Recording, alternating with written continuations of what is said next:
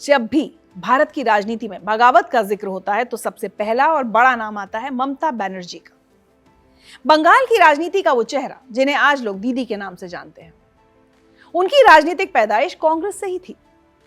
उन्होंने करीब 26 साल तक कांग्रेस का झंडा बुलंद किया और फिर अचानक उसे उखाड़ फेंकने का फैसला कर लिया। ममता बनर्जी की कहानी 1970 के दशक में शुरू हुई थी, जब उन्होंने एक आम कार्यकर्ता के तौर पर कांग्रेस ज्वाइन की थी। ना कोई बड़ा राजनीतिक परिवार, ना ही राजनीति में कोई गॉडफादर। अपनी मेहनत और जमीनी पकड़ के दम पर वो यूथ कांग्रेस में आगे बढ़ी। 1984 में उन्होंने सीपीएम के दिग्गज नेता सोमनाथ चटर्जी को हराकर पहली बार लोकसभा चुनाव जीता और रातों रात स्टार बन गई। इसके बाद उन्होंने कभी पीछे मुड़कर नहीं देखा।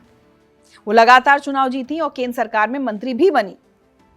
लेकिन फिर 1990 का दशक आते आते बंगाल की जमीनी हकीकत और दिल्ली में बैठी कांग्रेस आलाकमान की सोच के बीच गहरी खाई बन गई।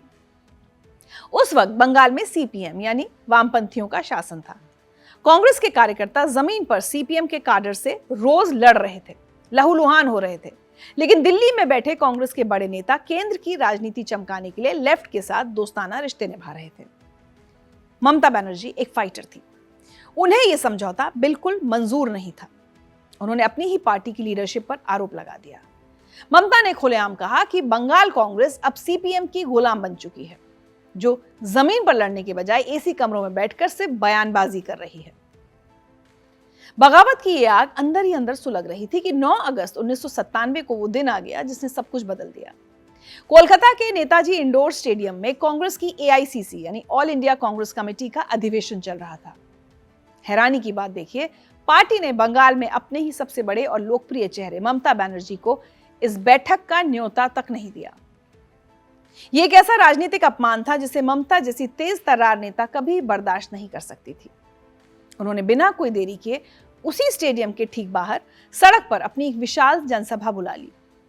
अंदर कांग्रेस के बड़े नेता भाषण दे रहे थे और बाहर सड़क पर ममता के समर्थक नारे लगा रहे थे। इसी भारी भीड़ के बीच ममता ने ऐलान कर दिया कि अब वो अपना नया रास्ता चुनेंगी। आलाकमान की तरफ से भी तुरंत एक्शन हुआ और 22 दिसंबर 1997 को ममता बनर्जी को पार्टी से निकाल दिया गया। लेकिन ममता के लिए तो जैसे ये आजादी का परवाना था। उन्होंने तुरंत प्रेस कॉन्फ्रेंस की और तृणमूल कांग्रेस बनाने की घोषणा कर दी। नए साल की शुरुआत एक नए राजनीतिक भूचाल के साथ हुई। 1 जनवरी 1998 को चुनाव आयोग ने टीएमसी को आधिकारिक राजनीतिक दल के रूप में मान्यता दे दी।